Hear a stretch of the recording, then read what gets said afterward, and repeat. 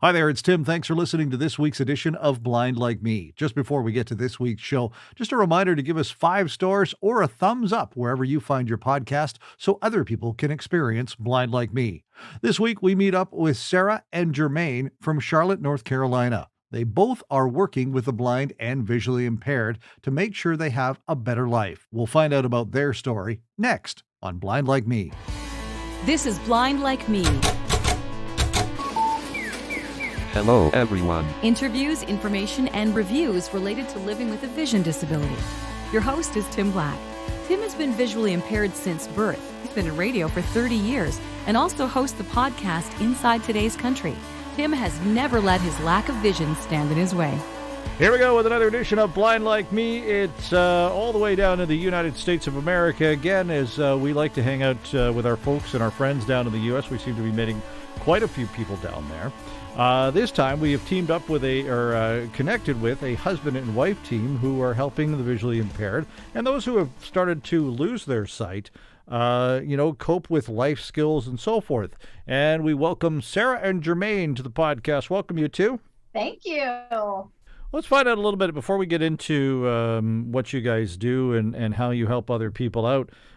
As people who do help people with vision loss and so forth and life skills, what's the biggest challenge you've had with the COVID-19 pandemic and teaching people?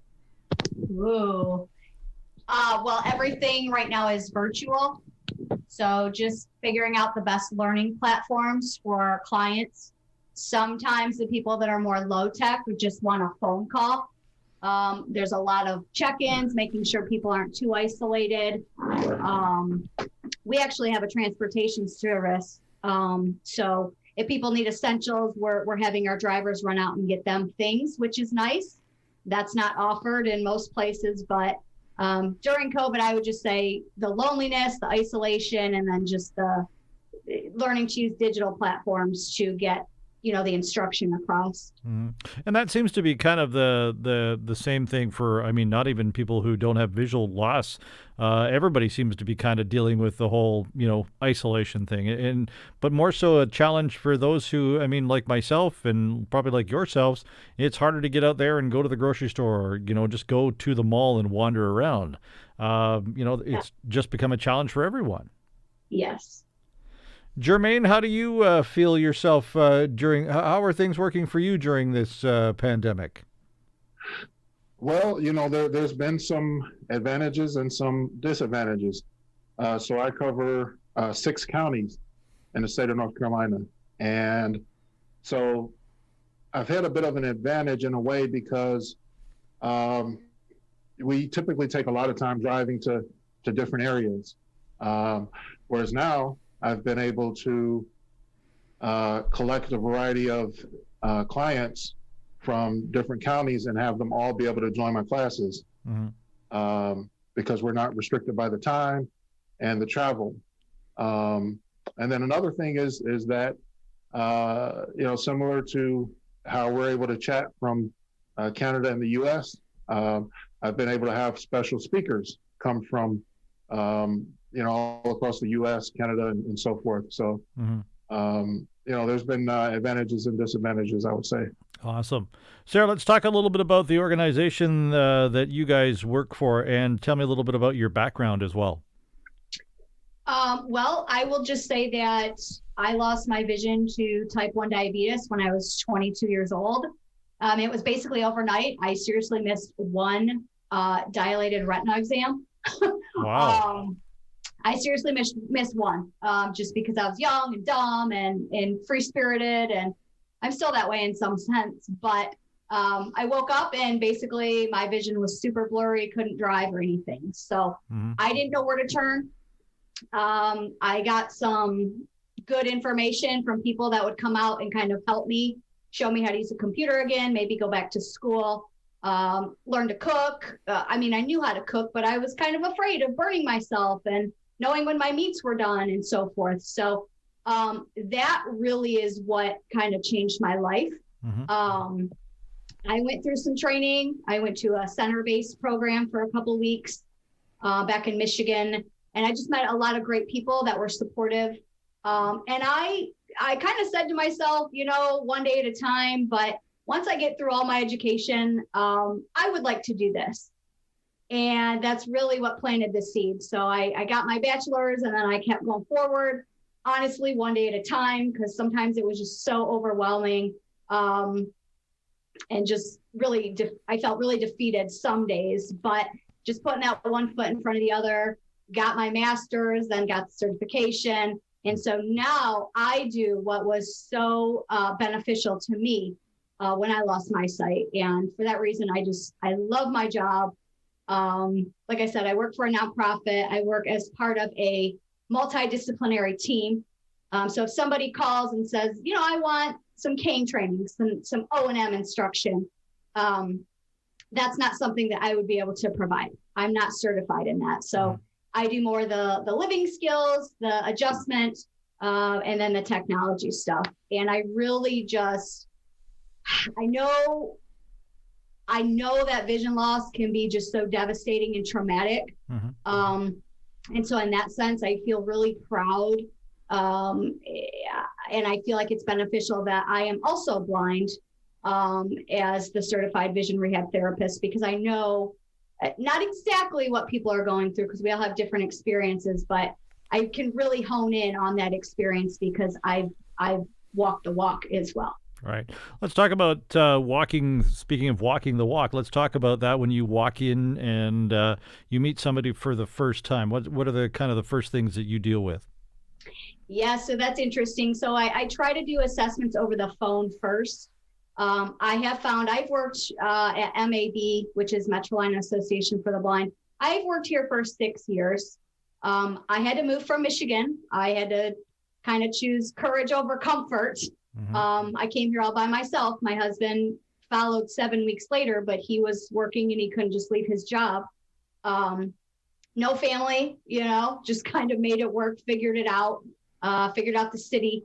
And, when I meet new people, I always let them know, like, hey, I'm visually impaired too. I will have a driver with me. That sometimes can be a challenge. I have 2 wonderful volunteer drivers that assist me. And we, it's not just my schedule and the client's schedule, it's also my driver's schedule. So it's a lot to juggle and manage, but I think just telling people when I call them, I'm going to come out and we can meet your goals, whatever they may be. A lot of times when I tell people that I am also legally blind, some people say, well, how are you going to teach me to do this? Or how are you going to do this? Sometimes there's a lot of doubt, but then sometimes it's instant kind of bond. Like, whoa, if you can do this, I can do this, So it's really a mixed bag. Like I said, I love my job because every day is different. There are no 2 people that are the same in this process. What's been one of the challenges and one of the successes that you've seen in your career? I would say one of the challenges, it's hard being away from family, especially in this pandemic. I really would love to just take a flight home. And so the challenge for me has been not having family nearby. It's taken 6 years to kind of juggle things. The driving situation was tough at first, being an itinerant teacher. I think my program prepared me for that a little bit. So I was ready. I knew that, if I worked at a center-based program, it would be easier because I wouldn't have to drive. But I found, I did my internship with the VA, which is on the federal level. My husband and I had both contracted for the state of Michigan. So I've kind of done all levels, and then now I'm at nonprofit. There's pros and cons to each one of those things. And so just kind of figuring out, engaging what works best for me. I really like working at, the nonprofit. I get to do a lot of outreach. I have a lot of events that I attend and participate in. I've made different videos and things for the agency. So, that's how I advocate for myself and others. Let's talk a little bit about the technology aspect of your world, because when we were connecting here via Zoom, you guys are obviously using JAWS to connect because I could hear it.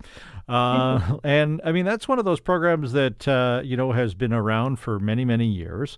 Still very, very expensive for the average person to get into. And that's something that we're going to kind of talk a little bit about, is the accessibility, options and technologies are still very, very expensive. And at least here in Canada, I know they are. And I know it's a bit of a challenge for folks to be able to, get in connection with some of these aids. Where are you seeing and how are you feeling about these things? I originally started school with a master's in computers before going on to get my master's in vision rehabilitation therapy. And, I think that's been a great advantage in terms of having the computer background and then also having the rehab knowledge and experience, and then having the vision impairment myself. I think it's been a tremendous aid to me. I've been able to help some of my coworkers in terms of adapting to the changes we're going through now in terms of remote instruction and so forth. And then clients as well. Like I use a lot of technology with instruction for my clients. And, like you said, it's expensive. But I'm happy with a lot of stuff that's going on as far as the free stuff that's coming along, Windows Narrator, not quite JAWS, NVDA, not quite JAWS, but it's a nice free alternative. And of course with JAWS and them offering the annual license is another bonus to make it a little bit more accessible money wise. Okay, that's something I didn't know about. So is it now a yearly kind of subscription, or how's that work? Yeah, so you can actually get a annual license for it's somewhere around $90 or $80. I'm pretty sure it's under $100. So. Oh wow, that's better than having to fork out the $3,000 or $4,000 then. Yeah. Yeah, definitely. Yeah. And I think that's amazing. I didn't even know about that, and that's something we'll certainly put in the show notes that's available now. Because I mean, when somebody loses their eyesight, and I've known several people who use JAWS as a program, or NVDA, the other one that people use, that has always been the big caveat, is the fact that it's super expensive to get into. I mean, I don't use them myself. But as I say, I know people like yourselves who use it, and that's a big jump to all of a sudden have to fork out that much money. Well, and I'll just jump in and say that, that's where part of the advocating comes in for yourself. Because, here in the States, I took advantage of the VOC rehab program for them to actually pay for my college and pay for a JAWS license so that I could learn it and actually practice it at home. What's the sense of learning it in a center-based program if you go home and you don't have anything to use to continue to practice with?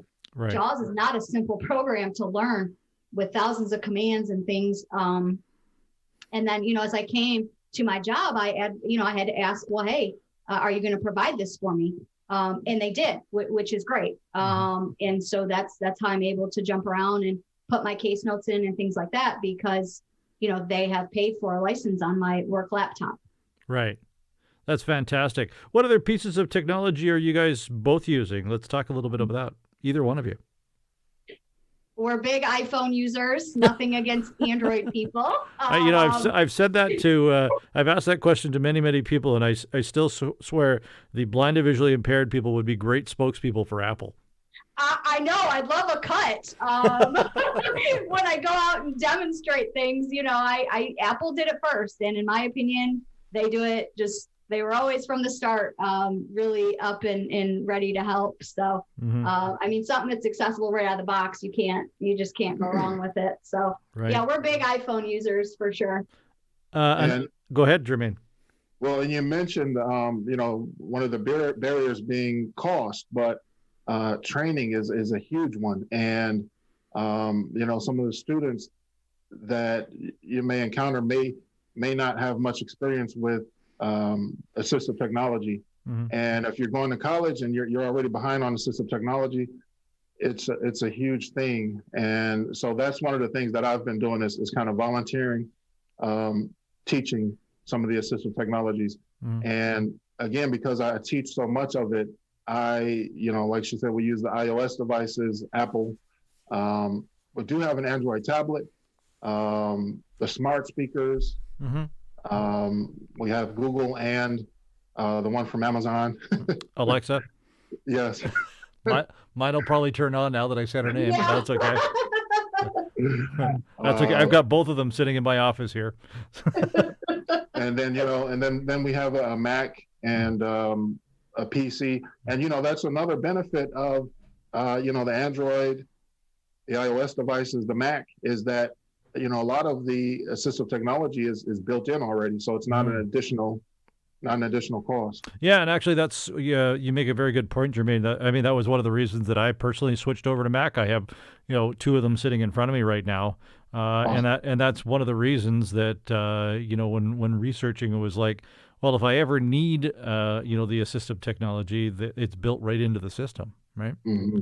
Mm-hmm. What's an app that you would recommend, either one of you? I love Seeing AI. I use it. It's a free app. Mm-hmm. There's multiple channels on there, so I can use it to identify money or instructions on cooking or mail or, check the color of my shirt, yada, yada, yada. So right. that's one of my favorites. Yeah. Seeing AI is sort of the go-to now. Be My Eyes is another good one that I like that's free. Mm-hmm. And then it's not quite an app, but we use the Echo Show a lot. And it has a feature where it will kind of be able to describe what item you're holding. So if you can't see if it's a can of chili or a can of beans, it'll try to tell you by showing the camera, it'll try to tell you identify what you're holding. And that is I'm sorry, and I missed that again. It's the Echo what? The Echo Show. Okay. And it's not an app, you say, or what is it? It's a skill. I think it's called Show and Tell. If you enable Show and Tell, that is the one of the Amazon camera devices. Oh, okay, cool. I've never heard of that. That's kind of cool. Yes. Yeah. Technology has changed so much, and it continues to evolve all the time. I agree with both of you on the Be My Eyes and Seeing AI. Those are two apps that I highly recommend for people all the time when we're talking to this one. What do you guys find, especially where you are and in the fields that you guys are both working in? Something that we cross a lot on this platform is the amount of visually impaired and blind people who are unemployed. How are we fixing that in your world? That's a great question. As a nonprofit, we typically try to leave it up to the state, the voc rehab services, the certified rehab counselors to kind of do more of the vocational stuff. But with that said, I am essentially preparing people that are losing their vision for going back to work if that's a goal. Mm-hmm. So I'm not necessarily placing them in a job per se, but I'm giving them the skills to advocate, to pick out their clothing, to learn to use technology. And so we know, I don't want to give incorrect statistics, but at one point it was close to almost 80% of unemployed people that were blind or visually impaired. Mm-hmm. I can say, even though, even we focus a lot on unemployment, but the other thing is underemployment, right? Mm-hmm. People are in positions and maybe not getting promoted or are being paid less just because of a disability. And that's wrong on, so many levels. Mm-hmm. But there's actually a place here in Charlotte, and they didn't have anything like this in Michigan 6 years ago.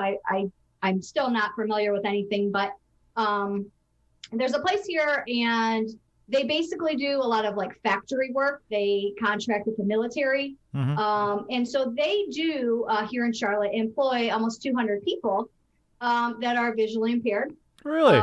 Yes, they do. And, a lot of people kind of turn their nose up to it and say, I never want to work there, but it's a job. Right. And I think the cool thing that they do there is they watch your Social Security so that, because it's a very fine line. I can talk about this for days. it doesn't make sense to really go get a job and lose all of your benefits for $5 over. So you have to meet that threshold. You have got to stay under what Social Security considers, too much money. Okay. And so it's a really fine line. But I think, I think you have to just really want to, go to work. I think you have to put your thick skin on, right? Some of us ride 2 hours on a bus back and forth. I mean, there is a lot of factors that go into working. And let's face it, some people with disabilities, don't have the stamina maybe, or are older or have diabetes. I mean, there's an array of reasons why people either are working or aren't working. Is it something that the sighted community really needs to get? I mean, we've talked about this before, but it is something that the sighted community really needs to get over that hurdle, right? Yes. Yes. Yeah, I hear you laughing a little bit about that. I mean, so me and Jermaine work 40-hour weeks, right? But it's not a 40-hour week. Right. Because when we go out, I carry a cane, Jermaine does not, but it's constantly educating, people asking questions. And I'm not, I don't get offended. I'm not upset by that, but it's constantly educating. And, it's this thing of being, assertive, but without being aggressive, and we've all had the people in the restaurants that talk to whoever you're with instead of you, or, kind of talk slower or louder. And, those things we could all write a book on those types of things. But sure. Yeah, a lot of education is needed to the public because a lot of people just really do not understand. And isn't it wild to think that people don't understand? Here we are going into 2021, and we're still having to educate people about that.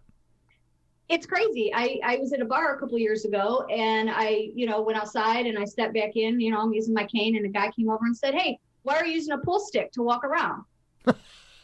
I mean, no joke. And, he's lucky I had a couple of drinks in me, but I just said, "Well, I'm blind." And no, you're not. You don't look blind, right? We've all gotten that. And it's like, oh my goodness, yeah. Really? Yeah. Yeah. When you meet a client, and this is something we talked about earlier, but when you meet a client for the first time, you go through all the process of what you're going to do with that person, be it helping them advocate for themselves, get their wardrobe in order, they're, teaching them how to cook properly and so forth in the house. What are your final thoughts with a person before you, kind of let them loose in the world? For me, it's just basically, let's outline your goals. Let's talk about what you want to feel a little bit more confident doing. And so, once we kind of meet those, a lot of times you see the confidence rise. Sometimes it's a slow process. Sometimes it's a quick process, but you see the change in people and their independence, week by week. And so a lot of times people will meet their goals and say, well, you know what? In the beginning, I said I didn't want to do this. There's no way I could do this, but now I really want to try this. And so it's a progression from, say, spreading peanut butter on a piece of bread, all the way to cooking, a pot roast in the oven, for your wife when she comes home. And I'm so excited that you're teaching people to do that, because there's people that I've talked to over the years, and it fills me with excitement that you're teaching somebody how to cook a pot roast, because at one point, one of the only things that blind people were supposed to be able to cook was like frozen pizzas in the oven or in the microwave. So I'm really glad that we've progressed to pot roast. Absolutely. And it's life skills, right? It doesn't matter the age, but I mean, taking care of your money, making decisions, as far as what you want to wear today, and this is a whole nother topic, but sometimes family can be a little bit overbearing, right? Sometimes they just want to kind of take over and say, well, hey, I picked your clothes out. Hey, that's a nice gesture. But, if you continue to do that year after year after year, you may eventually not be able to do that on your own. So It's kind of just helping people find the balance, with when you kind of ask your family for help, and when you say, hey, I got this, back off, I'm going to do this. It might take me a little longer. I might fail a couple times, but, give me some independence here. And I think that's something, too, that the sighted world has to realize, especially when going back to the employment thing, is it might take the visually impaired or blind person a little bit longer to do it. And I know I have said it to many employers, several times, is I might be able to not see it the first time, and it may take me a couple of times to get to get it into a rhythm, but at the end of the day, I'm going to get it. For me, it's always been the fact that I always like people to forget that I'm blind, and then all of a sudden have to go, oh, by the way, I can't see that. But it's a certain bit of independence, correct? Well, that's absolutely correct. And I think, if we all think back, I know when I first lost my vision, or when I see people that are just very new, couple months, with this new, quote unquote, new normal, that's kind of what you do, right? You kind of just depend on people to help you, right? Because you don't have that confidence. And so they definitely go hand in hand. Once the confidence goes up, once you know you can do it, or you meet other people that are doing things, then you say, hey, I can do that. I want to do that too. Totally. And not only the person, but I think that employers see that as well. For example, with Sarah and I, we try to be a positive example, so that our employers know that, hey, yeah, folks with vision impairments, disabilities can do a great job.